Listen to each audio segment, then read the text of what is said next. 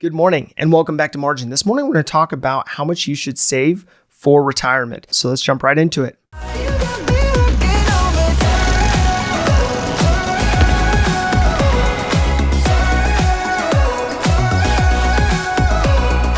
So going through this theme on savings, you probably are thinking, what am I saving for? And that is important for you to answer. Is it for a sense of security? Is it for some level of peace of mind? Or is it to be able to retire at a certain date and be able to enjoy your retirement years? But figuring out why you are saving in the first place will really help you answer the question as to how much to save so that you can figure out, okay, well, how much should I be saving now so I can live the life that I want to live? So I broke this down into 4 steps in order to save for retirement. And I broke it down this way so that it is simplistic and it is easy to follow so that you don't get overwhelmed and jump off the wagon because of having too much complexity to the process. So with that, step 1 really comes down to making sure you have that emergency fund. Now, I keep beating this drum because it's so important for you to have a rainy day fund in place. And why I mention this in a retirement topic really comes down to making sure that you're not putting money away into retirement until you have that in place. So the first step of that was to get $500 in a savings account. The step 2 of that was having $1,000 in a savings account. Step 3 really comes down to having $3,500 in a savings account. And step 4 comes down to having 2 to 6 months of living expenses in a savings account. So with that, I outlined that first because I want you to get through the process of saving for a rainy day fund because you will have emergencies that come up. You will have a flat tire and need a set of tires. You will have a fridge that goes out. You will have those types of things occur.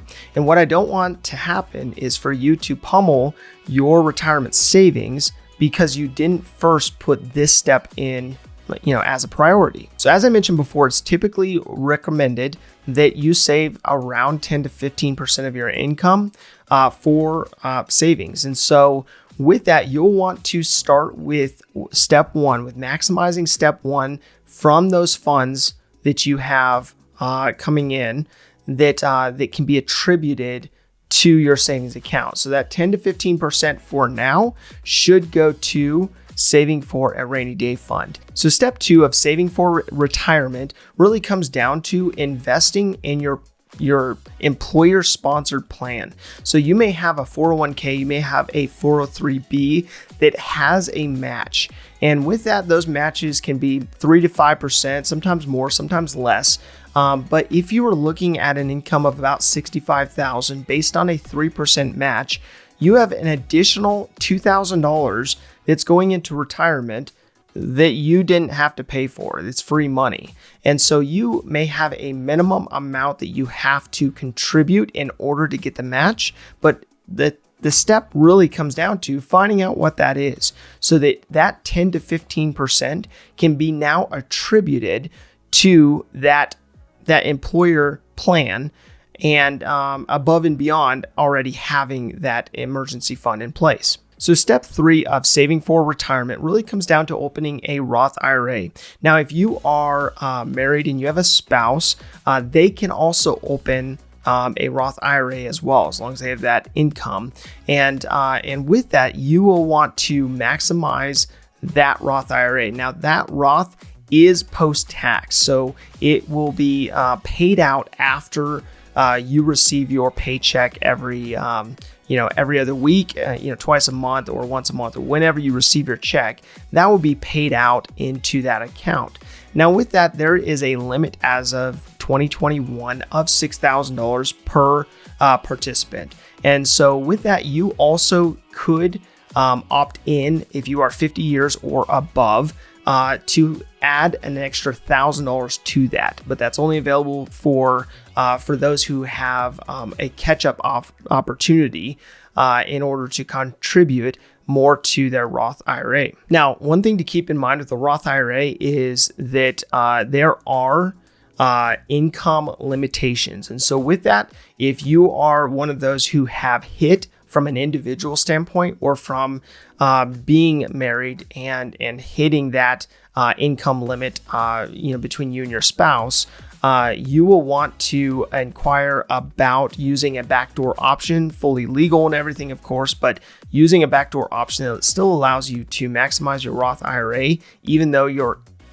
income is above that threshold. So step 4 of saving for retirement really comes down to opening a individual retirement account. So it's an IRA, and that will allow you to direct those funds to those things that you really want to invest in. So that could be a myriad of different products, but it gives you a little bit more control. Now, if you're not comfortable with that or you don't have experience in that, you can circle back and put more money into your company's sponsored plan. Now, with that, one thing I would ask your employer about is whether they have a Roth function of their 401k or their 403b. I worked for a company that actually did allow us to opt in for this, and so I put my funds into a 403b that was a Roth. It was basically a Roth 401k, but it was a Roth 403b, and that allows you to put additional funds post-tax, assuming that your tax rate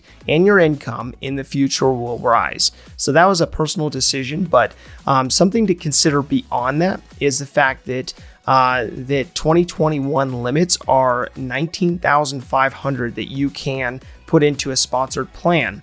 Now, with that, you also have the opportunity to have a catch-up of $6,500 if you are above the age of 50. So if you are above that age, you may want to consider maxing that out if your income permits and your expenses permit you doing so. So I want to make sure not to leave those out who are self-employed.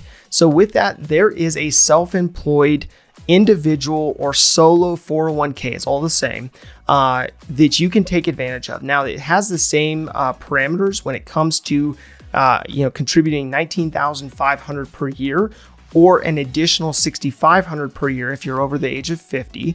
But in addition to that, it actually has a great component that allows you to contribute up to 25% of your income or a total of $58,000 towards your 401k. Now, there's also a catch-up component to that. So if you are above the age of 50, you can contribute up to $64,500 to that. Now, with that is compiled. That's the total amount that you can actually put in. But with that gives you a huge advantage if you have the income set up as being self-employed. To be able to redirect those funds to a retirement account. So those 4 steps I reviewed don't cover the why though. You need to go back to figuring out, okay, what is your vision for your life? What should retirement look like based on how you're wired, based on how you want to spend your time and when you want to retire and how you want to live, what you want your lifestyle to look like.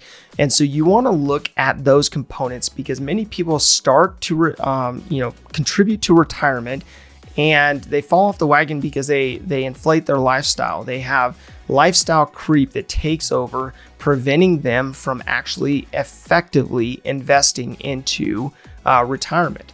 And so with that, you'll want to keep that at in focus. Like, how do you want to live your life now and how do you want to live it in the future? And depending on how you want to live it in the future, you may have to make certain sacrifices today.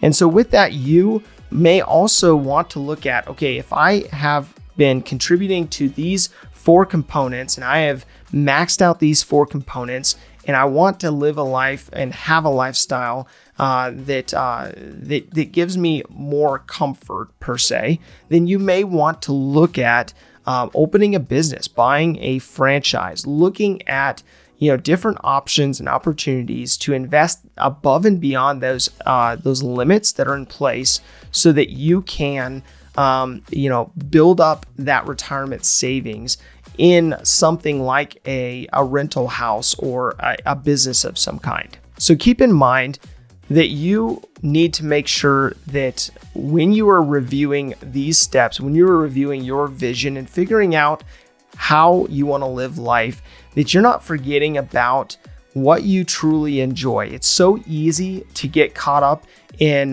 getting systematic with this, strategic with this, and missing out on how you want to live life from a standpoint of influence and how you want to pour into the next generation, how you want to spend time with your family or where you want to spend your time. And it's important to look at, making sure to make room for that hobby that you want to take on, that thing that brings you joy. And so with that, make sure that as you're going through these steps and as you're looking at this, that you are making sure that you're not working so hard to build the living in for the future without also building in the life today and actually enjoying your life today within reason, of course. So with that, my call to action today is really to look at where there may be holes in your retirement plan, looking at these 4 steps, looking at how you can make sure that you do have the right systems in place to build and have that compound effect set in place, so that when you come to retirement, you have the funds you need, so that you can actually enjoy that season of life.